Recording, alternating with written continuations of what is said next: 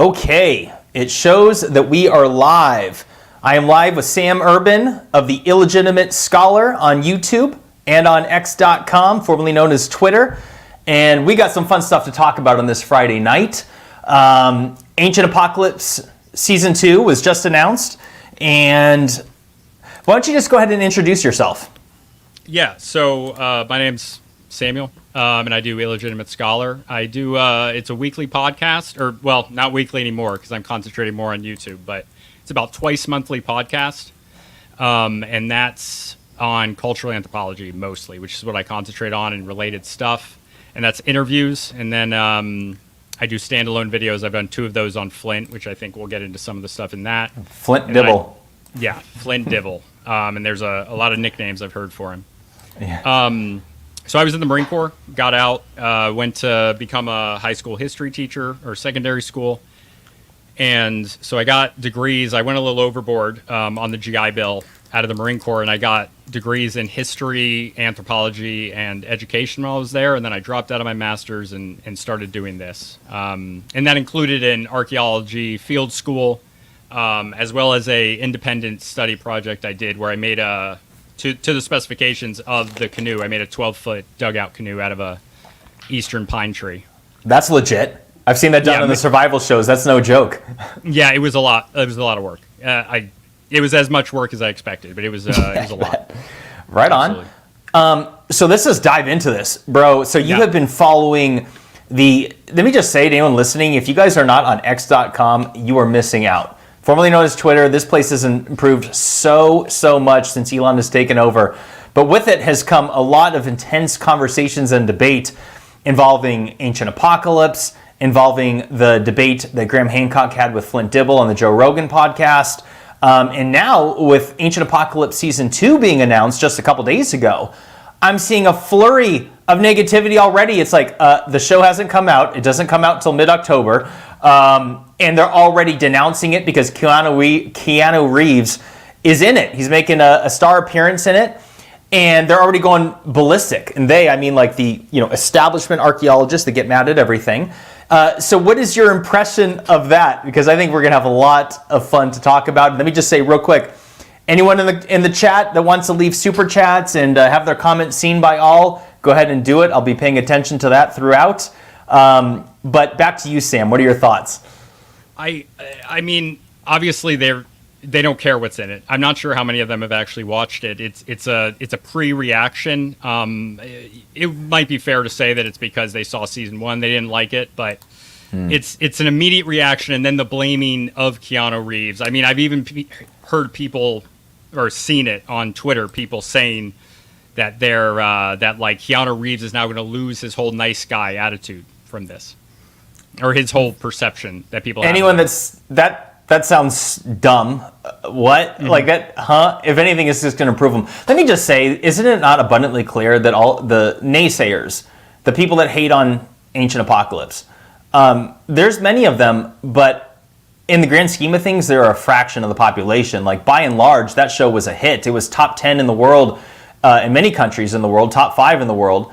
It was number 1 in many countries, and it got renewed for a reason. It got millions and millions, God knows how many millions of viewers. It was a hit. It brought some of the little-known mysteries to people's attention. For example, my mom, although she watches my videos, she is not an ancient history enthusiast. And if someone like my mom enjoyed that show, it says a lot. Because it was engaging, it had the visualizations, it had the graphics, all the characteristics you need to make an effective documentary were in it, and it was profoundly impactful to a lot of people.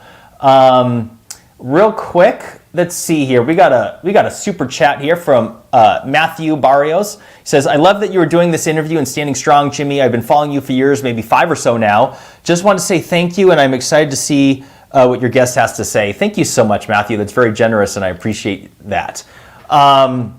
So let's see. I think that, okay, so let's circle back to the Flint Dibble Joe Rogan debate with Graham Hancock, because that is something where I can't remember how you and I first started following each other, but I may have came across you at that point. I don't remember.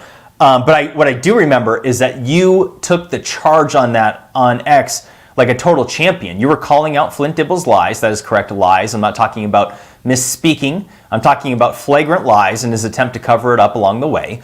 The way he characterized Graham as a racist and said, I'm not associating, all this nonsense. So why don't you share your overall perception of that situation for the audience?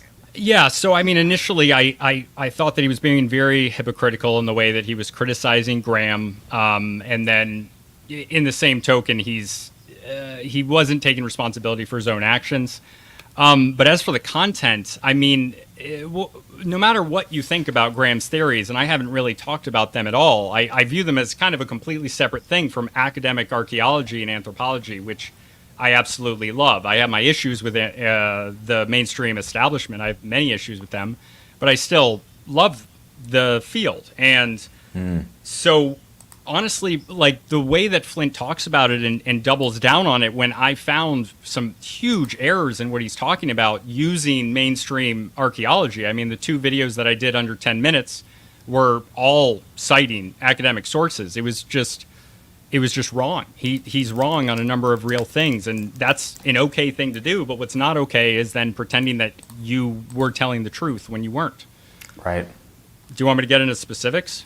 Are we gonna Hell do that? yeah. Yeah. Yeah. So, the videos are on my channel, but the footnotes are like the first site that he brought up was he claimed it as an Ice Age site, but it wasn't. It was a hunting wall that they found, and I read the whole paper, and in the paper they identify it as a hunting wall based on the orientation of the stones, and them claiming that the orientation of the stones means that that it was created by humans. And I have to take that at face value, but it did remind me of how he viewed Bimini Road and how he viewed some of the other evidence that was brought up.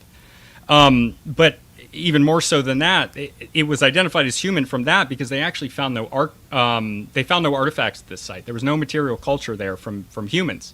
And they did date the site, but they dated it to 9,800 years ago by radiocarbon, and then using another older method, 10,600 years ago, which are both after the Pleistocene. They're after the Ice Age. Yep. So this was not dated as an Ice Age site, and the author in that paper actually never claims it as an Ice Age site. He claims that the site is possibly an early Holocene, which is right after the Ice Age, or the Pleistocene, it's the same thing, or Ice Age site. But the only reason he says it could be an Ice Age site is because they have no dated artifacts for back then, but they know that there was a time during the Ice Age where the glacier had retreated, but the water had not filled this area in yet. It was underwater at this point. So it's just simply not an Ice Age site. It could possibly be one based on that criteria, but that is only that it was uncovered by ice on ground. Right. Yeah, there's more. But canoe, the ship that he said was 7,000 years old was actually a canoe from a lake. Yeah. It was a few canoes found. And this is important because the salt water is much worse for the ship. Yep. The lake, go ahead. I would just want to, for the audience, just to refresh their memory, this is in the context of, because Flint's saying that, hey, if there's any evidence of a global seafaring civilization, there should be boats that have sunk, right? And so it's in the context of that. Sorry to interrupt you, but I just want the audience to remember that he was saying there's no evidence, there's been millions of shipwrecks and all that, and there's none to be found from that time. So please continue. Right. Forgive me. Right. No, thank you. That was needed context. And so they're much more likely to survive in a lake, and they were likely. This is how dugout canoes are stored. They're stored under the ice line during winter, so they don't freeze and thaw and break. So it wasn't a wreck, and it was likely placed in a way that preserved it well, easy to get, easy to excavate because it's on land. But he identified it as off the coast. I mean, he talked about the UPROAR, which was 40 or not that long, like 3,000 years old, but he talked about it like this is what you can find because the preservation is so good. He even claimed 20, 30,000 years. But the ship was noted by the archaeologist itself as a very unique find, and it's actually the only large Roman trading vessel that they ever found, even though I assume there's hundreds, if not thousands, that would have fallen into the Mediterranean. Right. And he claimed 3 million shipwrecks, which was an estimate by UNESCO, but he claimed they were mapped. And most of them are modern anyway. They're mostly from just them knowing where they sank because they sank very recently. And he also cited theories that show So the Kelp Highway hypothesis was one thing that he brought up. This is what replaces Clovis First, essentially. But the whole Kelp Highway hypothesis is a hypothesis about Pleistocene seafaring. And it's not even like they argue for Pleistocene seafaring, Ice Age seafaring during this paper, because that is settled. Because it's built on 40 years of research into seafaring during the Ice Age, of which there are many examples in Melanesia, examples going back 50,000 years, possibly 850,000 years in one case. I mean, it's just one. But there are many at 50,000 years ago where they've proven travel along areas of up to 90 kilometers. 90 kilometers. That's 15,000 years ago. You go back 50,000 years, it's like 40 kilometers they're crossing. So they haven't found the boats for this. There's no boats, even though there's a lot of research proving that boats could survive or that boat banking was happening. People were moving from island to island based on the genetic makeup. Probably using the wrong term there, but of the rocks. That's how they know, because they find these rocks that they can then find where they came from. Right. So they know that they traveled over these far distances. And this was happening 15 to 50,000 years ago. And none of these archaeologists, these maritime archaeologists, have any problem with positing that there was seafaring during the Ice Age. It's assumed at this point that there was, even though there are no boats. The canoe is 7,000 years old. There's been a canoe found in a bog that's about 9,000 years old, but it's in a bog. That's the perfect environment for preservation. Right. Bro, you have a wealth of knowledge on this stuff. Let me really quick mention a super chat from Rumble, from VNet Ools SBM, forgive the mispronunciation. Been with you for several years, Jimmy. Glad your channel is growing. Keep up the good fight. Thank you, brother. I really appreciate that. And we got a super chat from Rumble, from Keith Mabe on Rumble, excuse me. Archaeologists have been wrong about a great many things. Their failure to adapt and to be more accepting of new data will be their undoing. I couldn't agree more, and it's abundantly clear at this point. We got another super chat here from Peter. He said, people who hate this show, he's referring to Ancient Apocalypse, love Göbekli Tepe is halted. He's referring to the excavations. I love it. It's true. Let me read a few more here. Let's see. 1 second. I want to knock some of these out because we'll forget. It said, Velikovsky suggested Earth's gravity was weaker in the past, allowing megafauna giants and ancient civilizations to build megalithic structures. Could a shift in gravity explain our ancient past? Yes, but that is so pseudoscience, you can't even entertain it. But I appreciate that, and it's certainly possible. Let me read a few more here before we get back on topic.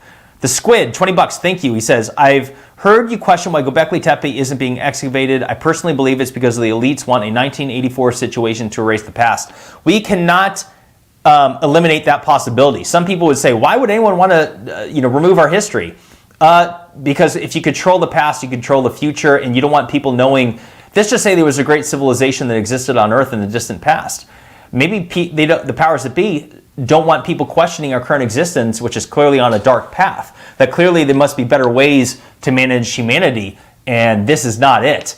Let me just read a couple more since they're right in front of me. Josh Lee, $20, thank you again. Looking at the Great India Wall, I wonder if he means China. Oh wait, is there a Great India Wall? It looks like it was lining up to attach to the Great Wall of China to block from the Pacific Ocean to the Indian Ocean. Was it not finished, or is part missing or buried? So, Sam, have you ever heard of the Great India Wall? I have not, no. Okay, so I'm making a note, and I'm going to dig into this because I'm working on stuff involving China. My next week's video, I have a video coming out tomorrow unrelated to China, but this is something I'm going to look into. Thank you so much for this, and I'll keep you guys posted. But let's see, it looks like we're caught up now on Super Chats.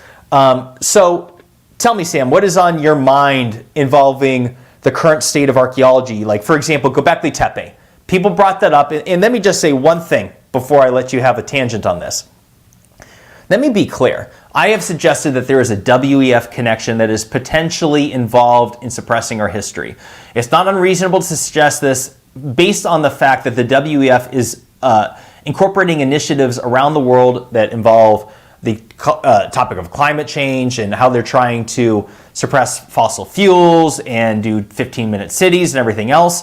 But I will say this, WEF conspiracies aside, it is a fact that excavations have dramatically decreased from years prior. It's in writing that they are now not doing large-scale excavations. It is in writing that they have no plan to excavate the site in any of our lifetimes and have projected that it could be a 150-year time frame before it is fully excavated. To be fully clear, only 72 T-pillars have been unearthed out of a potential 200 based on ground penetrating radar. That is unacceptable because this ties into our true history and our past. So what are your thoughts on the entire Göbekli Tepe situation? And real quick, thank you, Zach. Well, I can't, like, I don't understand their logic on it. Reburying a site, like going back to a site year after year, and, I think not for the reason of saving it, but because archaeology is very expensive and time consuming. That's generally a normal thing in archaeology, but the lack of movement, the lack of actual continued excavation in a serious way. Of course, it's not stopped, but it's slowed, and based on their numbers, it's essentially unable to be calculated how much they've done because I guess they haven't done enough. But this is such an important site, like you say, and they make these arguments that there are other sites around it that are more important.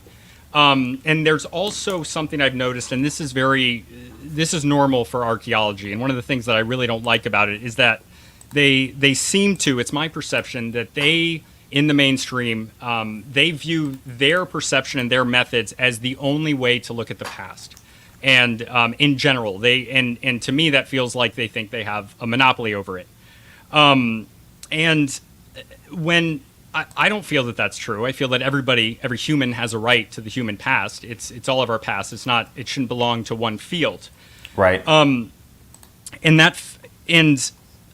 the importance of this site, they believe that they want the material culture, right? They want, like, the stuff that's inside it. Famously, archaeologists love trash. They love middens because it tells you so much about them. But they don't seem to even comprehend the idea that the T-pillars mean something. And I've seen some laugh at the notion that we want to see what's on the T-pillars. And, that's really disappointing to me. And I think it shows the closed-minded towards, like, any institution is going to have things like this where they concentrate on certain things, but it just doesn't seem right to me that they get the monopoly over it and they get to decide all of it.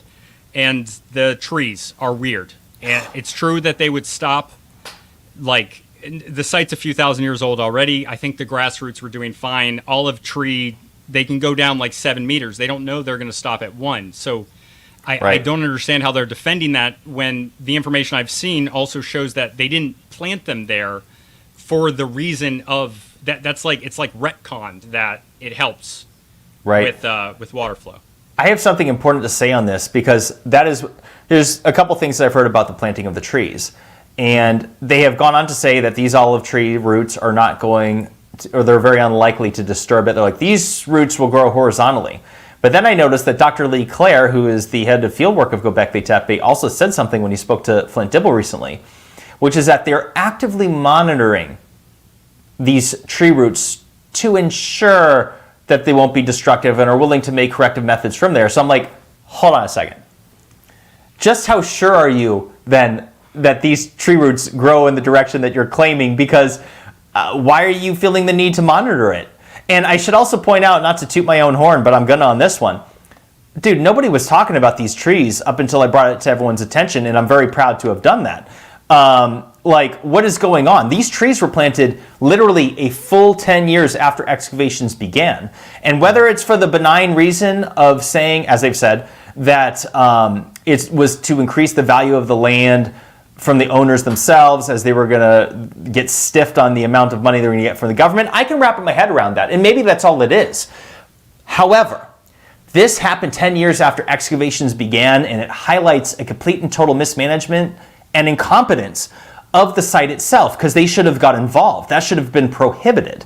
And like you said, like, Dude, they planted these trees on top of ruins. This has been established by an archaeologist that has worked at Göbekli Tepe personally, who has since blocked me on X, by the way, inexplicably.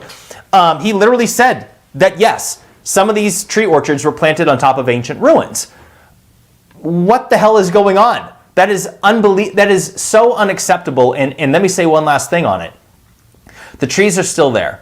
So it highlights what I've been saying all along, which is that there is absolutely no plan in the immediate future or definite future to fully excavate this site.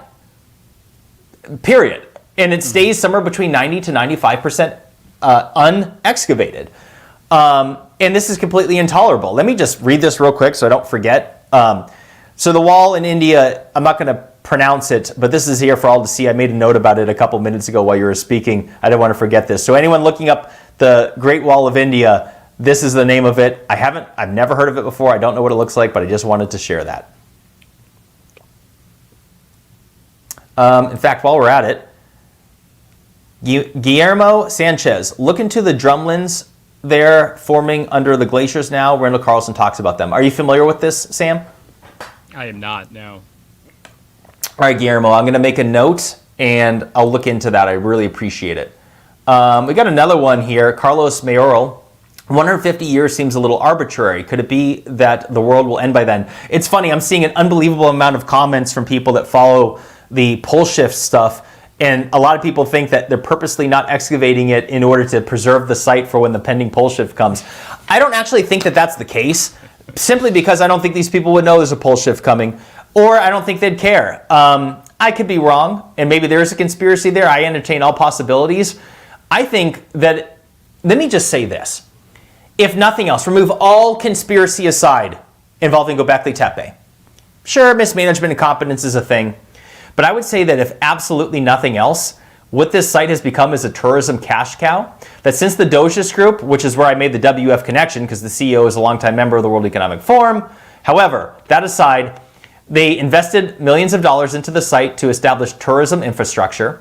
The site in 2019 was only getting 19,000 something tourists per year. And as of a year or two ago, it's at just under 500,000 a year. These are selling, each one of them is buying a ticket at the gate. They're buying water bottles and t-shirts at the concessions. This is a tourist cash cow. And so if nothing else, you get big business that comes in and says, hey, no. Don't spend more of our money on excavating. Look, we got the viewing platform. People can come in and see it. If nothing else, it's a bunch of greedy people trying to make more money. If nothing else. Mm-hmm. And to me, the 150 number is sort of arbitrary. It's like 5 generations. It's it could be 1,000. It doesn't make a functional difference because everybody that's saying that or hearing that will be dead in 60, 70 years, regardless of any world-ending activity. That's the natural course. Sure. So they can say that, it doesn't matter. His career will be over by the time anybody would be able to prove that that's not going to be reached. It's irrelevant. Right. Let me read this one. This is a good one. The Squid. Those who don't believe civilizations in ancient times could have been advanced can't comprehend the possibility that ancient advancements are different from our world today. Well said. They don't have to have had space lasers and internet to be sophisticated or advanced. They may have been, as I believe that they've demonstrated, found a way to move and cut and carve stone. Well, let me walk back the cut and carve stone. We can do it today. I'm not going to say they did it better than us. What I am going to say is that their ability to move 1,000-ton stones hundreds of miles is completely inexplicable for what we've done today. The largest stone we've moved in modern times is a 340-ton stone that was moved to the Los Angeles County Museum of Art back in 2012. And it took a year of planning. They had to custom build a 296-foot-long trailer truck around it. Or maybe that's how many wheels it was. It was like 260 feet long, 44 axles. And it took 9 days of moving it on a freeway. They had to do all kinds of stuff. And that's a third of the weight of what the Egyptians had done. So how did they do that? They didn't move that rolling on tree logs. I don't know if you have any thoughts on the mysteries of ancient civilizations, but let me really quick read off my 2 sponsors of this video. I want to knock this out. These are excellent companies that I highly recommend. So let me go ahead and do that real quick. Okay, the first company is American Financing. Mortgage interest rates are dropping and are now in the low fives. If you've been waiting to figure out how to get your finances in order, you need to call my friends at American Financing today. A lot of us are carrying really high credit card balances that charge us 20% or more each and every month. It's time to get rid of those. American Financing salary-based mortgage consultants are helping homeowners just like you tap into their home equity to get out of high interest debt. They're saving their average customer $800 a month by doing this. And with rates dropping, the decision is really easy. All it takes is a 10-minute, no-cost obligation phone call to find out how much you can save. And if you start today, you may be able to delay 2 mortgage payments. Call American Financing today at 866-889-4242. That's 866-889-4242, or visit americanfinancing.net/bright. And the second company that I would like to list off real quick are my friends at the Wellness Company. America, listen up. It's no coincidence that we're seeing a surge of new health crises across critical decisions that need to be made. First, a massive COVID-19 spike with 1.2 million cases reported daily. Then the World Health Organization declares monkeypox a global health emergency. Now we're gearing up for a potential bird flu summit. It's clear they're setting the stage for more planned pandemics. These aren't just coincidences or calculated moves to keep us in fear and control. Ask yourself, were you prepared for the last pandemic? A shocking 48% of Americans don't have any emergency supplies ready, according to the National Center of Disease Preparedness. We saw how the medical and pharmaceutical industries failed us last time. They left us to fend for ourselves. Do you really want to count on them again? It's time to take control, and the Contagion Emergency Kit from the Wellness Company is packed with ivermectin, hydrochloroquine, Z-Pak, Tamiflu, budesonide, and nebulizer. Forgive me, guys. The treatments they don't want you to have. Forget waiting in line or struggling to find a doctor who's willing to prescribe you these life-saving medications. Just a few clicks and this kit is at your door, ready for whatever comes next. Don't let yourself be caught off guard again. Act now and protect your family from the next pandemic. Be proactive, be prepared. Order your Contagion Emergency Kit today. Visit twc.health/brightinsight to get your Contagion Emergency Kit today. Use promo code brightinsight to save $30 at checkout and free shipping. Once again, that's twc.health/brightinsight. Use promo code brightinsight. Remember, these kits are limited and only available in the United States. With that said, we are back. Thank you guys for listening to those. The links are in the descriptions, both on YouTube and Rumble for those companies. I highly recommend them. And most importantly, they are pro freedom of speech. That said, what are your thoughts? And thank you everybody for bearing with me. What are your thoughts, Sam, on lost ancient technology? What are your thoughts on the movements of the stones? Do you believe an ancient advanced civilization existed? Well, okay. So for whether an advanced civilization existed, I think that all of this rests on what advanced means. And when we're talking advanced, I mean, modern anthropology and Graham Hancock agree, and Flint said this during the podcast, that they don't agree on a linear progression of civilization, right? One of the examples, and this means that this used to be true, that they would look at it from stages, as in like eventually you reach a stage where you unlock a new technology, just like you might in like a civilization game where you get a technology, then you get the next one. But that's not true. It's a fun game, by the way. Absolutely. Yeah, that's how we all got here, right? Yeah. So that's just not true. Like one of the big examples I use for this is the wheel. And I was talking to the Good Old Boys podcast about this.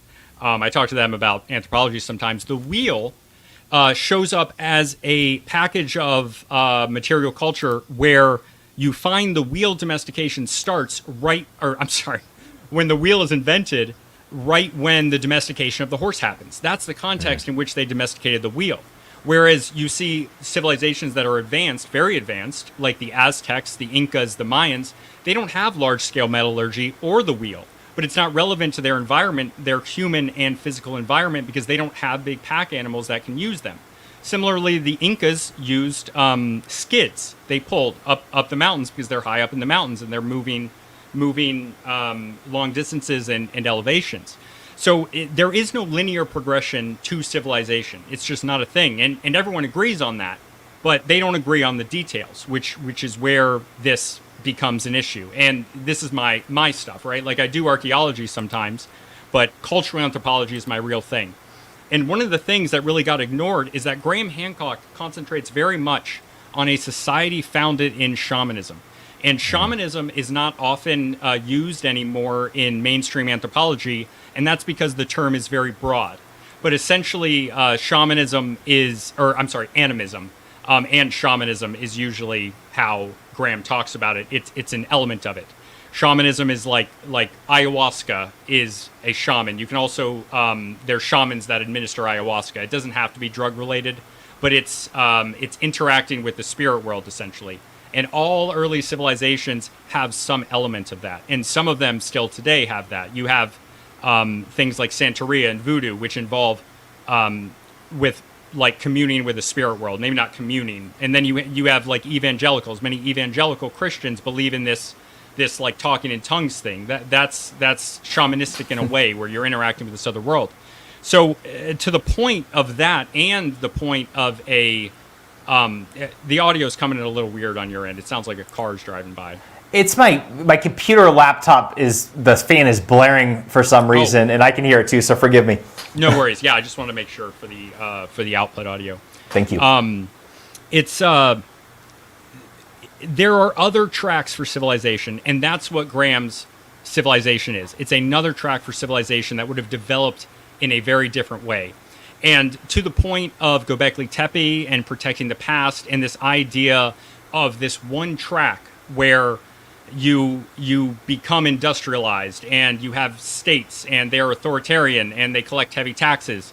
Like, this is like, I feel like, I don't know if there is some sort of conspiracy to hide the human past, but I do know that if there was something like that, protecting the idea that this is the path towards civilization and there is not a history alternative that maybe would have resulted in something more human-centric, more based in nature, not willing to produce plastics, petroleum-based products based on their cultural feelings about it, based on their practices and how they feel about the world and the way that they interact with it. The status quo is very invested. It has to be. There's billions of dollars at stake in the system that we have currently. And any idea, any sort of past alternative to this where it could be done a different way is threatening. And yes, they don't talk about the linear trajectory of civilization anymore, but that's not applied in this way, in this case. It's just, they don't apply it to this type of situation. And right. I don't think that's on purpose, but it's a result of what they think. Interesting. Let me real quick, because it goes along the similar topic. I got 2 super chats on Rumble. One of it is from Noslitz. He says, I believe the tech that created the megaliths on the planet is the same tech that operates the Tic Tacs or UFOs. Jimmy, do you think UFOs are using the same tech used to create the megaliths? UFOs equals blue beam. Dude, that's an excellent question. I'm very open-minded to it. It is certainly possible. I wouldn't be, guys, if you want to know what I really think, and people could think I'm insane for this, I don't care. I think it's entirely possible that the UFO phenomena we're witnessing are humans, and they're ancient humans that have been here all along. Not everyone's going to believe that, but there are UFO sightings described going back thousands of years. And you get these religious texts from around the world describing beings coming and creating, the people of Earth. Let me really quick, and I can't bring this up on screen from the tab I'm using, forgive me, but 7D on Rumble left $10 says, I believe that what they are covering up is that the knowledge of ancient history proves that our society, our elites have created is evil and unsustainable. Honestly, that's an excellent point. Whether that's what they're covering up or not, it is abundantly clear that the elites running this world they're operating on evil, and they're sending civilization on a downfall. Let me see here. Let me bring up this super chat on screen. Forgive me, guys. What currency is MX, Sam? Do you know? Yeah, I think that's Mexican pesos. Oh, right on. Well, thank you, Davo9. Says, do you believe the pole shift? Opinions, please. Yes. The pole shift is not a conspiracy. It's a fact. How catastrophic a pole shift is what is debatable, but the poles are actively shifting now. The Earth's magnetic fields are actively weakening. It's been going on for decades, and it is accelerating. Let me give a shout out to Ben Davison of Suspicious Observers, who's highlighted this better than anybody. But it is a documented scientific fact that the poles do shift. The only conspiracy is whether the Earth takes a tumble in the process, whether there's massive crustal displacement or not. I think that is extremely possible. I think that if nothing else, the shift in the poles will cause catastrophic changes in weather patterns around the world, including the Earth's the ocean circulation, which that in itself, like if you look at the UK, they barely get any snow, yet they're so far north, and it's because of the Gulf Stream. So that's an excellent point. Let me see here. We got one more super chat I want to read off. Let's see here. Use what you have, $6.99 Canadian. Thank you. Most academics have sold out on a subconscious level. Their whole identity is tied up in their degree. I would love to hear your thoughts on this, Sam. Yeah. So I think that there's this idea of socialization and over-socialization. And socialization as a term is just like, it could be you're socializing a child by putting them in daycare, school, camp, things like that.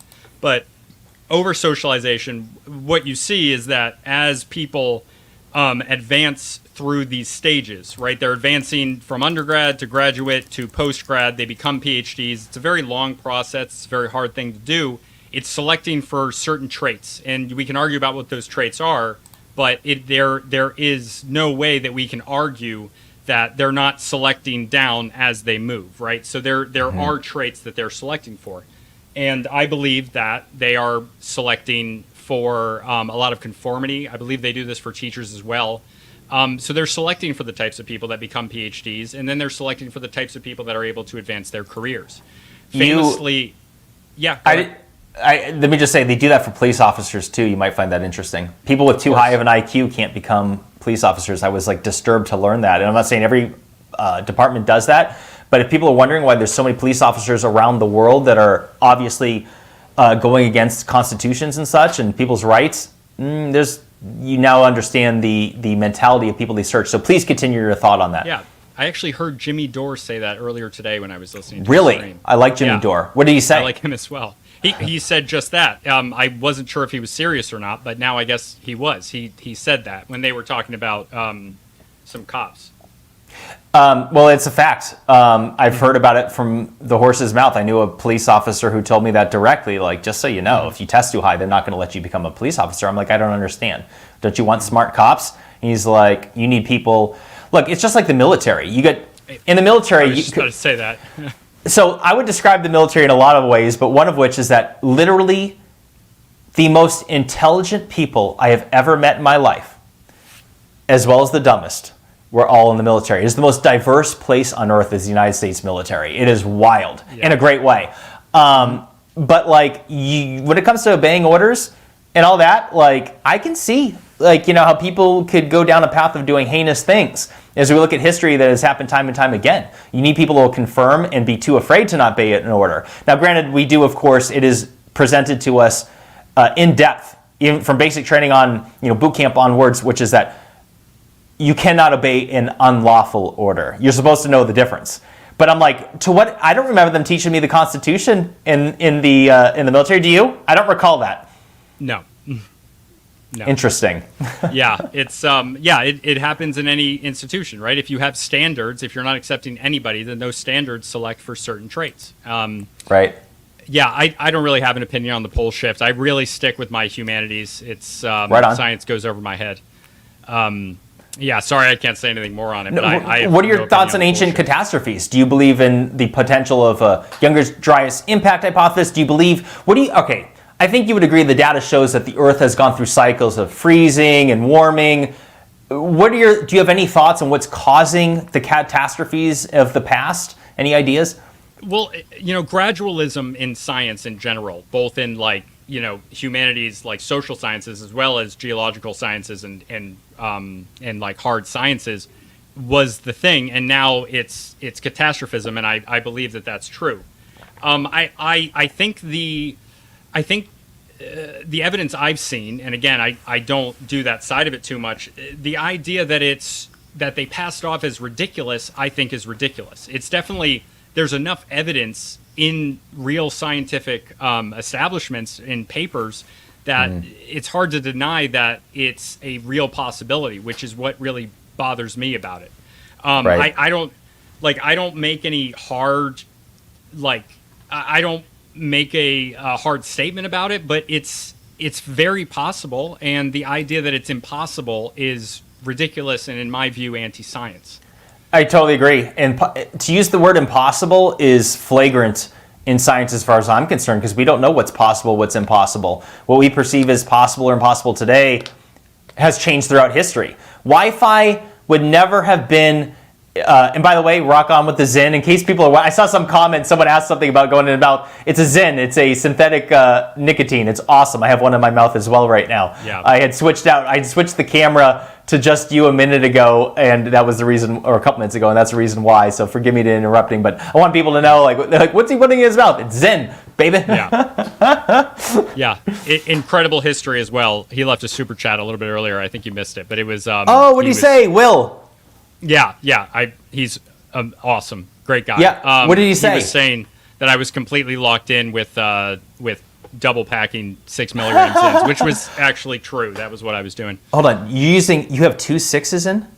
Not right now, but I did before. Yeah. Damn, I can't even. You got a tolerance. I can't go above 3. I got it to the point where I'm used to 3 milligram and it's just right for me. But I'm going to stop myself from going higher.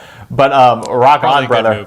I heard they sell 12 milligram ones at some companies. I don't know if Zyn does, but yeah, not Zyn, but other companies do. These have been around a long time in Scandinavia. These types of pouches. Okay. But yeah, they just got popular here. Right on. With the brand. I mean, they've been available in America for like 15 years. Oh, wow. I didn't know that. Let's see here. We just got another super chat. It says, and by the way, people, I put these up without even reading them. I should probably filter them, but I'm like, if you're leaving me a super chat, whether it's good or hateful, I'm going to fucking read it. It's too much fun. Reveal the Real says, please discuss your theories on diamagnetism, levitation, sound frequencies, and Nikola Tesla's free energy machines related to ancient technologies. Do you have any thoughts on that, Sam? No, it's too sciencey for me. Well, let me say this. The entire universe is a frequency. Everything is a sound. Even a lot of people are surprised to learn that even light is a frequency because it's measured in hertz. And a significant majority, a vast majority, I should say, of all frequencies in the universe are undetectable to the human eye. It's only through scientific measurement that we can establish there's these massive portions of wavelength that are invisible to us. So when it comes to sound and levitation, I'm very open to it. I'm not suggesting that the ancients used levitation, although it's possible. What do I know? I'll entertain anything. What I do know is that, guys, our Wi-Fi is a frequency. We are. Right. What state are you in right now? Right now, Connecticut. Yeah. So I'm in Arizona, and we are instantaneously looking at each other and talking like that through ones and zeros through the air that are beaming through. You know, it's like at the speed of light. So that in itself is proof of something special as far as the makeup of the universe. Again, I'm not the sciencey guy either. I can't break it down because I know some scientists are like, it's not that complicated. If you just knew how it worked, it's ones and zeros, you don't get it. But it is pretty miraculous when you think about it. In fact, it really is. If we go back a few hundred years and told people about Wi-Fi, bro, they would burn you at the stake or throw you in the ocean to see if you could swim to determine that you're like, oh, this person's a witch. Kill them. This is blasphemy. So, and I think likely a lot of even scientists back then would say that it was impossible, just because it doesn't make any sense. Any technology, I forget whose quote this is, but I'm going to paraphrase that. Any technology that you interact with that is sufficiently advanced from your own relatively is indistinguishable from magic, and I think that makes sense because it's so complicated. Yep. And you see this with like cargo cults, as they're called. You see these situations where these are not stupid people; these are anatomically modern people, specifically in Melanesia for a lot of these. And why would they understand what the technology is? They're going to frame it. They're going to understand it within the framing of their own culture and what they know. And they've never seen a factory. They've never seen a car. And then all of a sudden, one day, this stuff comes down, and they have to create an understanding of what is happening based in their current understanding, based on their interaction with the world, which in their cases is hunter-gatherers, horticulturalists, and in a lot of cases, animists who believe in spirits and multiple gods and things like that. And this is extraordinarily common throughout history. Yeah. Let me read a super chat from off Rumble from Noslitz again. It says, Jimmy, will you give us your thoughts on the pyramid complex off the coast of Cuba that is 900 feet under the ocean? That's a great question, Noslitz. I actually think that it's BS. However, I won't say that with 100% certainty. And the reason why I say it's BS is because that discovery was more than 20 years ago. Wasn't it the early 2000s? And I saw the actual image of what it looks like compared to what the internet was presented. and it don't look anything alike. It is. Do you know what I'm talking about, Sam? I do, yeah. It's trash. Yeah, I feel the same way you do. Yeah. Let me just say. Well, let me say two things. One is that if it had been real, I just have this feeling we would have heard about it by now. Because anybody, guys, somebody with a boat, a fishing boat, could go out there and investigate this. So, I have some thoughts on it. Let me say thank you to Gen X Josh, who just became a new member of mine. Thank you so much. And we got another one from The Squid. It says, everything is possible if you have no reference point to conceive of the idea. Environment around you determines how you think. That's a good point. Because here, we are all a product of this. Because if you were to tell some kid that there was a time before the internet, it's probably almost hard for them to imagine. They'll believe you, obviously. But it's kind of, now that you see it and you know it exists, it's impossible to not know it. And the environment around us has made that very easy because think about it. Here we are. A couple hundred years ago, they were throwing people in the ocean for being witches, just for having different belief systems or knowledge of things that they disagreed with religiously. And if you were to, so it's like those people wouldn't believe in a Wi-Fi, and you can't blame them. But Right. let's see.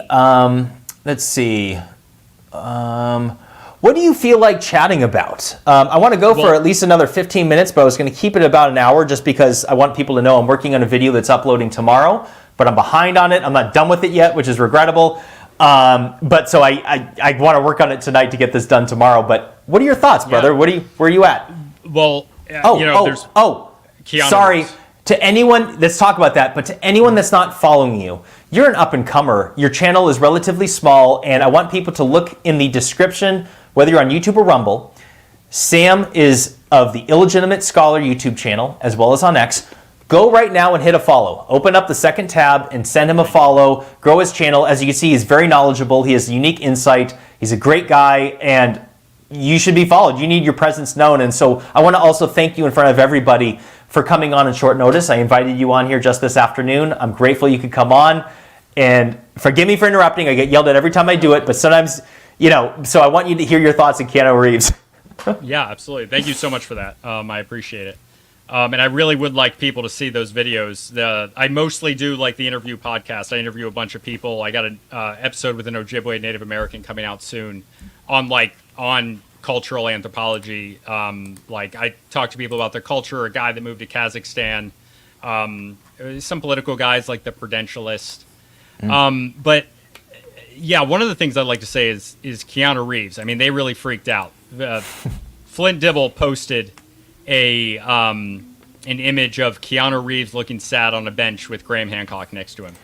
I didn't see that because I'm blocked. Photoshopped in, yeah. That's dirty. Why behave like that? I know. And yeah, he has me blocked too, of course. He blocks a lot of people, but yeah, it's there's a lot of hypocrisy in that, I think. And I don't want to spend too much time talking about that, but let's not bother. So yeah. Because I want to point out that there was a lot of hatred going around on Twitter and everything, and I think I would like to point out, notice I haven't said anything bad about Flint Dibble in a few months now. There's no point. I've called him out on enough of his stuff, but I'm trying to walk back the hatred. Because anyone that follows me on there knows that I'm fully willing to fight back. I never start a single fight, but if people come at me dirty, I'm not going to let you do that to me. It's just in my nature. I'm going to hit back. Some people don't like me for it. I think most people do, though. But you can't let people who are acting like pieces of shit get away with the pieces of shit without calling them a piece of shit. That's kind of my philosophy. I mean, I've learned in life that you got to stick up for yourself, and most of the time, people will piss off afterwards. If they see you can't be bullied, they usually quiver. Bullies are cowards in nature, and it seems to me that Flint Dibble is quite a bully. Yeah, I would call him a cry bully because he also complains a lot while bullying. That's my perception, right? I'd be perfectly willing if he decided one day, okay, let's stop, let's be friends, we're cool, we'll stop treating people like this. But I see a lot of stuff, a lot of bad things from him, and that's why I respond the way I do. But yeah, those videos are on my channel where I show with Archaeology, but they don't care. They don't want to see it. They don't want to hear it. They just keep repeating that Flint was right about everything, I guess. Right. I want to talk about NagPRA. Do you know about NagPRA? Yeah, tell the audience, please. Right. So NagPRA, it was a law that was put in the 90s. This is the Native American Graves Repatriation Act. I think I'm saying that right. Grave Protection yes. Act. Yeah. Right, along those lines. Very good law originally. Great bill and great law. Protects, like, there was a lot of grave robbing going on. They were like, let's return all of the Native American remains and funerary objects, grave goods that were with those remains. And they did that. Most of it, over 90% were returned. But they've changed it. I have like a whole 30-minute presentation on this, but they changed the law over time, and they've now made the law in effect. And these were administrative changes that were made by it's the Department of the Interior, and they made the changes. This is an appointee of the executive branch of the president. And these changes have made it so that the protections now extend to cultural items. This is cultural objects. So this is anything that comes from Native American cultures. And they've also changed the way that it is proven that it's Native American. So instead of it being an argument that can be made and they equally weight, this is how they did in the past, with the opinions of archaeologists, geneticists, there's a whole group of people, as well as representatives of indigenous nations and tribes. But now they've made it that the tribes get the final say. So the tribes can decide what can be displayed, where it can be displayed, and what is written about it, or it can't be displayed. So it's closed a lot of museums, exhibits that display Native American artifacts. It's also given... and there's some good in this, right? Like there's more to it than it just being Native Americans. It's they've given this cultural heritage, which a lot of it is theirs, but it's now any object that belongs to that culture, they're allowed to decide how it's displayed, and they have the final say in it.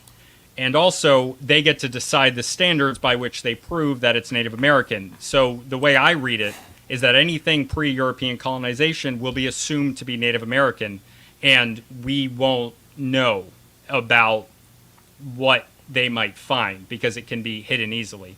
And I'm not saying the tribes would do this, but I think there is a possibility that their direct patrons, the people who give the tribes, because the only tribes that are allowed to do this, the tribes and nations, are federally recognized tribes, who themselves are given, or their status is affirmed by the Bureau of Indian Affairs, which is part of the Department of the Interior, which is the same branch that, from an appointed position from the Biden administration, gave themselves the authority to do this. Wow. So these are all their clients in this system. And I don't think that a lot of these, tribal authorities are acting in bad faith. But I think that there's a possibility that they, the people who provide them with their legitimacy can have a hand in this with quid pro quo situations. That's certainly a possibility.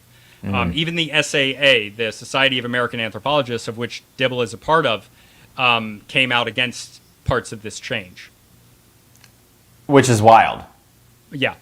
I mean, it's a very big overreach that actually takes power away from archaeologists. And I don't hate archaeologists. Right, me either. Mainstream. Yeah. Right, it's silly. People are like, Jimmy Corsetti hates archaeologists. I'm like, what? I might dislike individuals, but I'm like, that's ridiculous. Like, I just hate archaeologists. It's the dumbest thing ever. But let's see here. What are you working on next? What is or it doesn't even have to be that. Like, what is your number one focus right now and concern about the world of archaeology? Maybe that's a better question. Oh, geez. I mean, it's well, the entire field is. Did you know that over 90% of anthropologists are there? There's almost no conservative archaeologists. It's a very insular, 90% plus liberal field. Bro, and yeah. Let me just validate what you're saying. I have been blown away to see firsthand that anthropologists and archaeologists alike, if you look at their social medias, it is so unbelievably liberal. And I'm not like hardcore liberal. It's all the pronouns when they're non-trans. It's all the frickin' Ukraine flags. It's all like, it's a super liberal, and it's an interesting thing to witness. Continue your thoughts on that.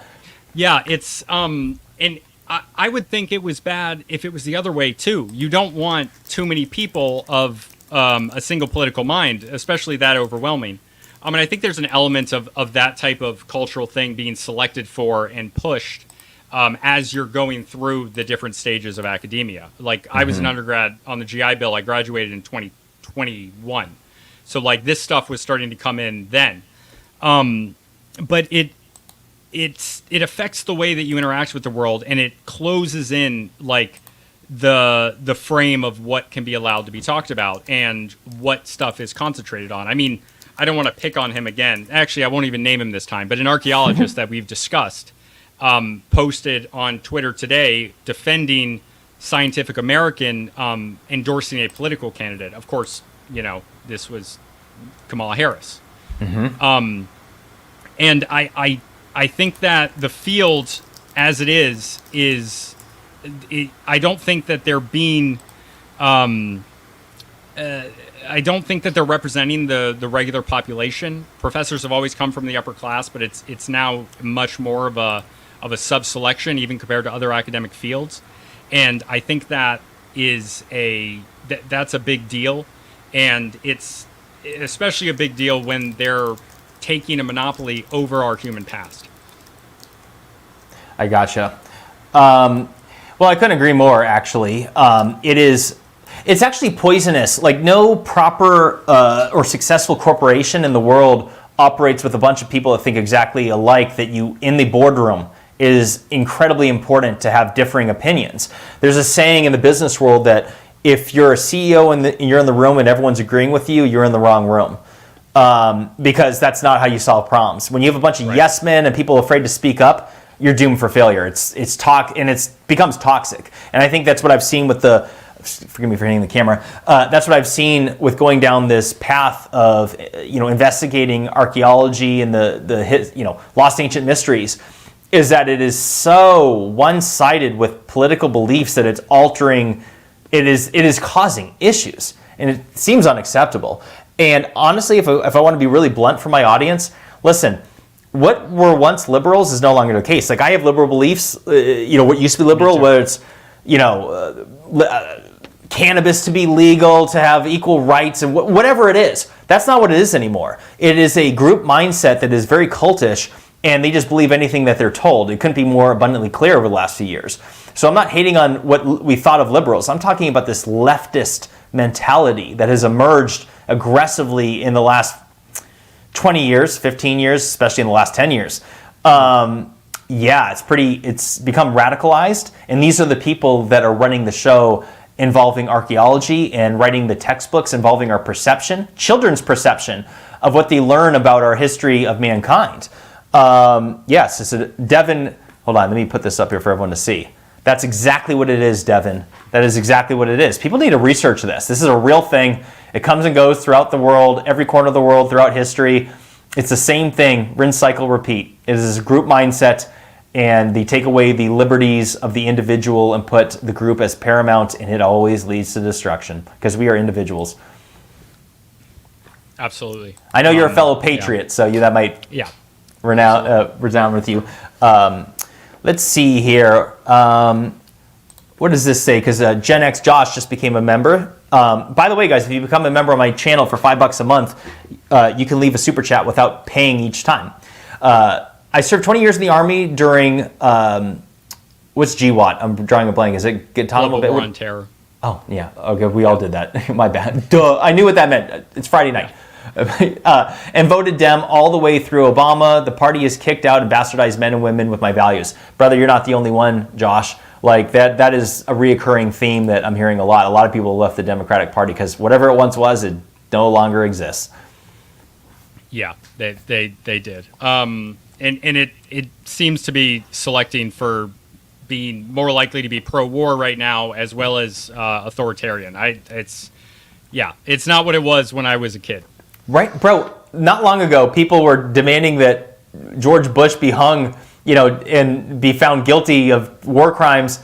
And these same people are now like, yes, and kill Russia. You know what I mean? Like, these people are Where were their values all along? And Dick Cheney has endorsed Kamala Harris, and she's There you go. not only that, but she's proud of it. She's sharing. Right. Yeah, that guy. How could anybody support that man? If you look into his true history and you look at it, it's like, no, he needs to be, no one needs to listen to him ever again. And that's the nicest thing we could do to him. Seriously. Unreal. Bad guy. And I thought we were all in agreement on that. I didn't know that there was, like, I thought right, left, everybody thought that. Yep. Yeah, I'm concerned with the future of archaeology. I mean, there's a Gallup poll that they do every year about trust in institutions. And so they've done it every year for many, many years. And higher education this year was 36%, either a great deal or somewhat trust. So there's 2 positive, 2 negative categories. They're at 36%. And I mean, Congress is at like 9%, and the president is around 36 as well. All of the trust in our institutions is down, but it's very much down in higher education, more so than many others. And that's not, people like me and you did not create that. We just, the audience is pre-existing. They had these ideas. And I've even seen archaeologists on Twitter blaming you and other people, I don't remember if it was specifically you, for that distrust in science and in mainstream, but I don't find that to be true.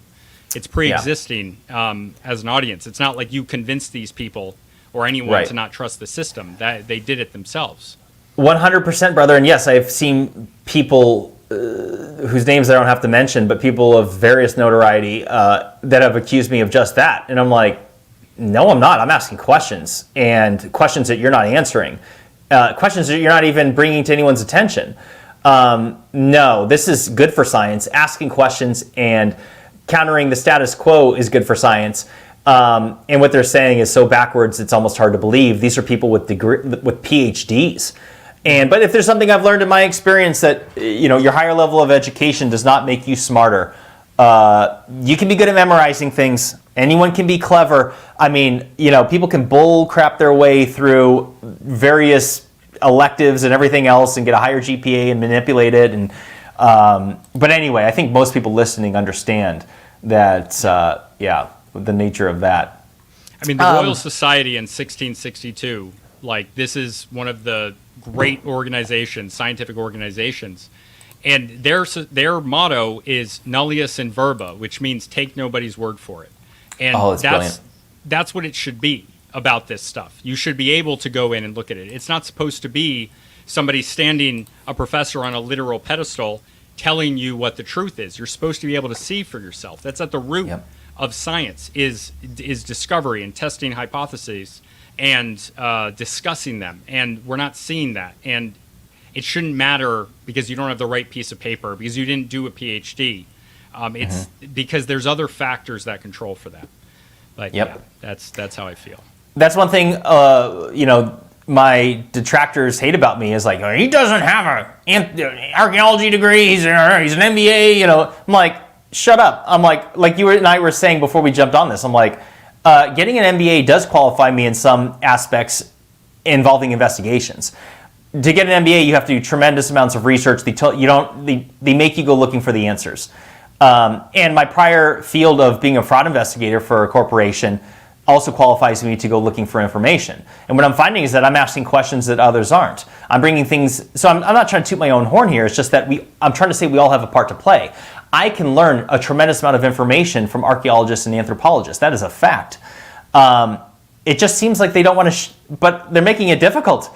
They're not, what are they sharing? They're spending all their time going after people like you and I that are questioning the status quo. Why don't you teach us something and be good at it, for God's sakes, Yeah, seriously. And it's, I've even had from an archaeologist, I'm not paid, I'm on Twitter, I'm not paid to educate you. And that type of arrogant attitude is emblematic of the field, in my opinion, in my perception sometimes. Plenty of great people in the field. I've had plenty of great professors. I love the papers. I read a lot of them, and that's great. Sometimes I call archaeologists my data monkeys because they do the hard work, and I just, have the information. But that's great. I love the field. That's why I got 3 degrees, one of them being anthropology. I didn't have to do that to get certified to be a teacher. But I did because I wanted to, and I love the field. And that's not reciprocated. And wish it would be, but they don't seem to be willing to understand that we might not be trying to make trouble and instead just have a different view on things, and that's viewed as unacceptable, which to me is very sad. I agree. Here's a fun one. So I was doing my prior live stream, like I mentioned prior to you, before we started recording, with Mike Collins of Wandering Wolf, and we talked extensively because he's been to China. I love him. And let me give a shout out. He is doing a live stream right now with Dan the Dedunker. And I didn't mean to book this at the same time as them. I wouldn't have done it otherwise. But today was madness. And so I just put it at 7 p.m. because I had to. But anyway, so I digress. We were talking in a prior live stream about the mysteries of China. And are you aware of the details involving the Great Wall, that there's significant evidence that suggests that it wasn't meant to keep people out, but it was meant to keep people in? Have you heard this? I'm kind of a xenophile. I love China, but no, I've never heard that. Actually, Okay. I've never heard that at all. This is the most wild rabbit hole to go down, and I'm making a video on China. It's not the one tomorrow, but it'll be in a week. And so there's two things you should know, and this is from people that have been there with their own eyes, including Mike Collins. One of which is that the ports, the slits for arrows, for like defending the wall, so archers can be up there. Yeah. Bro, they're facing inwards. No way. Are you serious? Yes. And not only that, here's the part, get ready for your mind to really explode. So all the pictures you ever see online of the Great Wall of China are all now restored. They're all in the popular tourist locations that are easily accessible. The wall is over 13,000 miles long, which is mind-boggling when you really think about it. It's halfway around the world. And what's interesting is that if you go to the rural areas that are not restored, one, not only does it look super ancient, but most importantly is that the wall, you can climb over the wall from the other side in many areas. Brother, you can't climb over the wall from the inside. But there are many locations. Mike did it firsthand. If you just went up the rock on a ledge, you went right over the wall from the outside in. Oh. And let's be clear, before you say that, let me just be clear. The Great Wall of China is unbelievably sophisticated. It is a marvel. It is a wonder of the ancient world. It can be seen from space. This is not something that was created by stupid people. And if this wall was meant to keep people out, it certainly wouldn't have been made in a way that people could easily get in from the other side. The evidence is suggesting that it was meant to keep people in, which is so disturbing on so many levels, but it also reminds me of what's going on in China today. They're shipping off the Uyghur people in boxcars to re-education camps. Look how they locked people in their homes like 2 years after COVID, locked down entire cities of tens of millions of people. It's almost like, that's something they've done in the past. So what are your thoughts on what I just shared? And by the way, these are facts. I looked, I'm like, oh no, this is true. I've never heard this in my life, that the wall could have been kept to keep people in. I'm like, what? So the one thought I have on that is that there is precedence for more settled peoples running and joining, less settled peoples. Sometimes hunter-gatherers, sometimes horticulturalists. I mean, this is like, there's a book, a big anthropology book by a leftist, unfortunately passed away now, David Graeber. He's a leftist anthropologist, is in like economic sense. And he wrote this, one of my favorite books, and I wish I remembered what it was called right now. Oh, The Dawn of Everything by David Graeber. And that book it covers a lot of stuff. It covers an alternative, how there might have been an alternative to our modern society in a similar way, but executed differently than a lot of Graham Hancock's ideas. And there are references in there of, and I did more research on this from the colonial period where Europeans were, it was being written about in newspapers that Europeans, Americans and English colonials were running from that society, especially poor people, to join Native Americans as horticulturalists and hunter-gatherers. They were running to join these, and there was no examples of the reverse. And it seems like even from standard big history, when you read things about like Yuval Noah Harari's History of Mankind, I forget what it's called, but Talking about the right-hand man of Klaus Schwab of the World Economic Forum. Yes, I read all of his books before I knew that, but regardless, his books, they show a lot of evidence which doesn't really support globalism very much. It kind of is against it, of all of like of settled peoples, of like they expand, and it seems like people really resisted settling even at the start of civilization, and they kind of had to be forced to. And this spreads out, and it's the being sedentary spreads out, and they're able to conquer more people because they're able to support a higher population density, and so a higher population, and over time, over a long period of time, kind of bring people under the thumb, and that seems to be what happened in human history, even in the standard form of human history.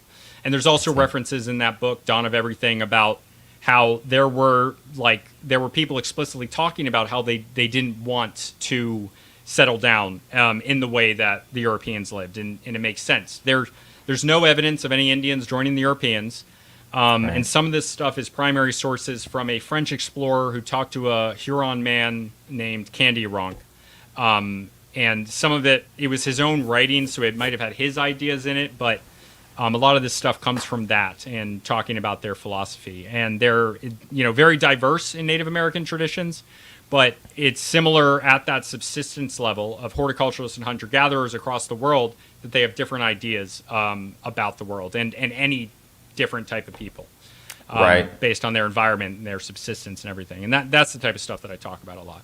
Right on. Real quick, I encourage everyone to go give Sam a follow right now, Illegitimate Scholar on YouTube. The links are in the description down below. Go smash the subscribe on his channel. You're obviously a wealth of knowledge, and we're barely diving into it. We're at 1 hour and 11 minutes. I want to keep this to an hour so I have my mental capacity to continue working on my video. But will you come back on my show? And I'd love to come on yours, brother. We got to do this again. Absolutely. Right on. I encourage everyone listening, check out the sponsors I read earlier, American Financing, as well as the Wellness Company for the Contagion Kit. Links are in the descriptions down below. These companies are excellent and they support me. But let me leave you with the final thoughts, Sam. What else would you like to share while we have this platform, brother? Oh, gosh. I think I got through pretty much everything I wanted to. Right on. Just closing thoughts of the theme of, people in a socially constructed idea. I know that social construct is kind of a dirty word, but it just means something created by humans. This is not the realm of God. It's not the innate. It's human created. So these social institutions, they are social institutions. They do not inherently have a right to a monopoly over our human past in the way that we interpret it. They don't. We can decide that for ourselves. 100. And yeah. Well said. Well said. Finish your thought, please. No, I think that's pretty much it. I probably could have chopped a sentence on that and been more concise. I think that's good. They don't have a monopoly over it. And any of them are going to have pros and cons as well. That's our true. Yes. Our true history belongs to all of us. No one has a right to monopolize ancient history and our knowledge of our origins. This is something we have an inherent right to. Just like freedom of speech. It is a God-given right. You don't have to believe in God. It is a birthright. That this is what we as humans are allowed and supposed to do. And anyone that tries to stop you is not your friend. They are the enemy. Sam, I am so grateful for your time. Again, everyone go follow him right now on X as well as YouTube at the Illegitimate Scholar. Link is in the description. Again, check out my sponsors. And Sam, I want to thank you for your time. I want to keep this going, brother. This is fun. So thank you, and let's do it again 100%. Absolutely, anytime. All right, guys, everyone have a great Friday night. I love you.